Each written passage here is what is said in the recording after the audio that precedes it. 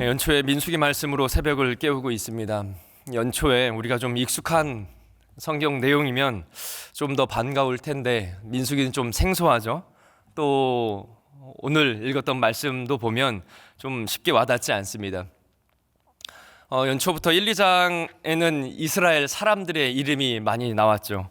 그리고 그들이 이동할 때 어디에 배치되는지 길게 말을 합니다.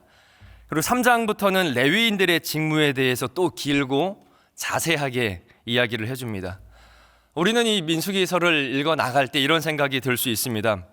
이스라엘과 레위 지파 사람들의 이름과 이들의 이 세세한 역할을 우리가 꼭 알아야 되는가? 수천 년이 지난 우리에게는 이 내용들이 어떤 의미가 있을까 생각을 해볼 수 있습니다. 그런데 민수기 앞부분은 결코 생략되어서도 안 되고 요약되어서도 안 됩니다. 왜냐하면 본문은 하나님 백성의 정체성의 뿌리에 대해 말하고 있기 때문입니다. 조금 더 자세하게 말하면 정체성의 디테일입니다. 출애굽 여정을 요약하는 민수기 33장을 보면 3절에서 이렇게 이야기를 합니다. 이스라엘 백성들이 첫째 달 15째 날에 애굽에서 노예로 살았던 람셋에서 드디어 이제 출애굽을 시작을 합니다. 그리고 출애굽기 19장 1절에 이렇게 또 이야기를 합니다. 이스라엘 자손이 이집트에 나온 뒤 셋째 달 초하루 날 바로 그날 그들은 시내 광야에 도착했습니다. 그렇다면 이스라엘 백성들이 애굽에서 나온 후 한 6에서 7주 후 날로 계산하면 약 한 45일 정도 지나고 이들은 시내산 아래 도착을 합니다. 하나님께서는 이스라엘 백성들이 이집트의 물리적 영향력에서 완전하게 벗어나게 한 뒤에 본격적으로 이스라엘 백성들에게 출애굽의 이유를 알려주십니다. 몸으로 이집트에서 벗어난 것보다 더 중요한 영적으로 이집트에 속박되어 있던 이스라엘 백성들을 꺼내는 작업을 이제 시작하는 겁니다. 철저히 이집트의 문화와 사고방식에 빠져있는 이스라엘 백성들에게 하나님 나라의 법과 가치관, 정체성을 심어주는 교육을 하는 겁니다. 이 교육이 우리가 성경 통독을 할 때 제일 힘들어하는 레위기, 민수기, 신명기입니다. 그래서 어쩌면 흥미진진하고 박진감 있는 또 재미도 있는 애굽을 탈출하는 이야기보다 더 중요한 게 바로 우리가 연초에 읽고 있는 시내산 아래에서의 정체성 교육입니다. 왜냐하면 이스라엘 백성이 왜 애굽에서 나왔고 어떤 존재로 가나안으로 들어가야 하는지 알아야 하잖아요. 출애굽기 19장 1절에서 민수기 10장 10절까지, 출애굽기 19장 1절에서 민수기 10장 10절까지 그 사이에 또 출애굽기 뒷부분과 레위기, 민수기 앞부분이 있죠. 약 11개월 동안 이스라엘 백성들은 시내산에서 철저하고도 집중적이고 세세한 가치관 교체 교육을 받습니다. 모두 바꿔야 됩니다. 400년 동안 이집트의 문화에 깊이 물들어 있는 작은 습관 그 하나까지 전부 바꿔야 됩니다. 그래서 이스라엘 백성들에게는 이 모든 내용들이 처음 듣는 내용입니다. 그래서 여러분 레위기에서 민수기, 신명기를 보면 이것까지 알아야 되나? 이것까지 말해야 되나? 먹는 것까지 정해줘야 되나? 네, 정해줘야죠. 왜냐하면 새로운 정체성의 가치관이 부여됐기 때문에요. 그래서 자세한 내용이 기록되어 있는 겁니다. 그리고 이를 법제화합니다. 선택이 아니고 법입니다. 법은 가장 빠르고 효율적인 교육 방법이죠. 그리고 그 법의 기준은 죄된 인간의 합리성에 기초하지 않죠. 하나님 스스로가 그 법의 기준이 됩니다. 율법의 기준은 인간의 합리성이 아닌 하나님 자체에 있습니다. 그래서 율법을 구별됐다고 이야기를 하는 겁니다. 어디로요? 하나님께로요. 그래서 하나님의 법은 취사 선택이 없습니다. 어떤 법에서는 조금 연약할 수 있습니다. 하지만 취사 선택이 없습니다.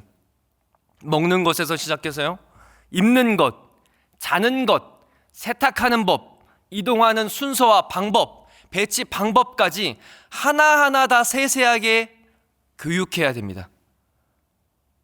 400년간 뼛속까지 스며있던 이집트의 잔재를 뿌리 뽑고 하나님 나라의 DNA를 주입해야 되기 때문이죠.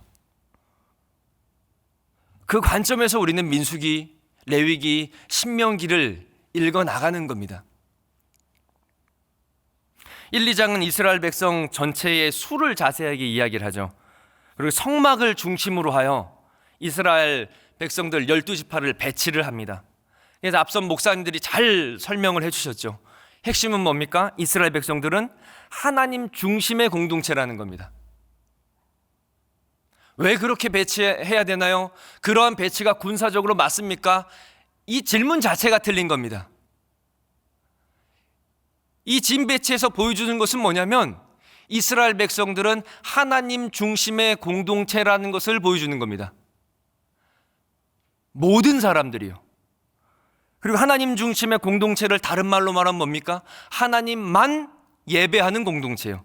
그래서 3장과 4장에 예배를 섬기는 레위 지파 사람들의 임무에 대해서 이야기를 하는 겁니다. 이 3장의 앞부분은 제사를 주관하는 제사장 가문인 아론의 자녀들을 이야기를 하죠. 그리고 뒷부분은 제사를 드릴 수 있는 이 성막을 이동하고 설치하는 레위의 아들들인 게르손, 고핫, 므라리 이 가문을 또 소개를 합니다. 그리고 그들의 할 일에 대해서 3장에서는 짧게 이야기를 합니다. 여기서 정리를 한번 해드리면요, 성막을 이동하고 설치하는 역할은 레위의 3명의 아들 게르손, 고핫, 므라리 후손들이 골고루 맡습니다. 그런데 제사장의 역할은요, 고핫의 아들인 아므람, 아므람의 아들인 아론, 그 아론의 후손들에게만 제사장의 역할이 핏줄로 이어집니다. 자, 오늘 우리가 읽은 4장은요, 3장에서 이 짧게 말하고 넘어간 레위 자손들의 할 일에 대해서 좀 구체적으로 디테일하게 이야기를 합니다. 성막을 이동, 설치, 해체하는 역할을 자세하게 알려주는 거죠. 성막과 관련된 총 감독은 아론의 자손인 제사장들이지만 세부적인 일들은 레위 자손들이 다 같이 함께 합니다. 먼저 성막 안에 거룩하게 구별된 지성물들을 제사장들이, 레위의 후손들이 아니고 제사장들이 가죽으로 잘 덮습니다. 여러분 잘 읽으셔야 됩니다. 이 덮는 것은, 지성물들을 포장하는 것은 레위 후손들이 아니고 제사장들입니다. 그리고 지성물들을 직접 만지지 않고 이동할 수 있도록 이 제사장들은 이 긴 막대기를 이 지성물의 네 귀퉁이에 달린 고리에 통과를 시킵니다. 제사장을 제외하고 다른 사람들이 지성물을 만지면 안 됩니다. 왜냐하면 지성물은 하나님께 구별되었기 때문입니다. 죄인이 거룩을 침범하게 되면 죽습니다. 그래서 간접적으로 긴 장대를 만들어서 지성물의 네 귀퉁이에 고리에 꼽습니다. 그러면은 그 장대를 들면은 지성물을 만지지 않은 채 옮길 수 있는 거죠. 지성물을 옮기는 자들이 바로 레위의 아들인 고핫의 후손들입니다. 이들은 지성물과 지성소로 들어가는 휘장, 커튼입니다. 휘장을 이동하고 설치하는 역할을 합니다. 그럼 지성물이라고 하면요, 성막 안에 있는 법궤, 떡을 놓는 떡상, 또 불을 밝히는 등잔대, 금제단 등 성물 안에 있는 모든 기물들을 이야기를 합니다. 이제 게르손 자손들은요, 성막의 휘장과 덮개, 성막의 기초가 되는 기둥들을 옮긴다고 또 4장 뒷부분에 이야기를 합니다. 휘장은 성막을 가리는 커튼이라고 이야기를 했습니다. 마지막으로 므라리 자손은요, 성막을 세우는 데 사용된 나무 그리고 금속의 골재들을 옮기는 일을 맡아서 진행을 했습니다. 이 노동의 강도를 보면 아마 므라리 자손들의 일이 가장 고되었던 것 같습니다. 그래서 후에 므라리 자손들에게는 4대의 수레가 제공이 됩니다. 그리고 오늘 본문을 통해 레위 자손의 역할이 분배되는 모습에서 성도가 교회에서 섬기는 역할에 대한 본문으로 생각하고 적용할 수 있습니다. 맞습니다. 개인적으로 그렇게 적용하여 나도 교회에 맡은 자로서, 일을 맡은 자로서 하나 충성해야지라고 섬김의 의미를 다짐할 수 있습니다. 그런데 앞서 말한 대로요, 시내산 아래에서 진행된 모든 가르침은 처음으로 이스라엘 백성들에게 정체성의 뿌리를 알려주는 성경입니다. 역할 분배와 율법의 그 세세한 의미가 무엇인가가 핵심이 아니고 우리는 어떤 존재인가가 핵심입니다. 질문이 여기에서 들어가야 됩니다. 왜 그것을 해야 됩니까?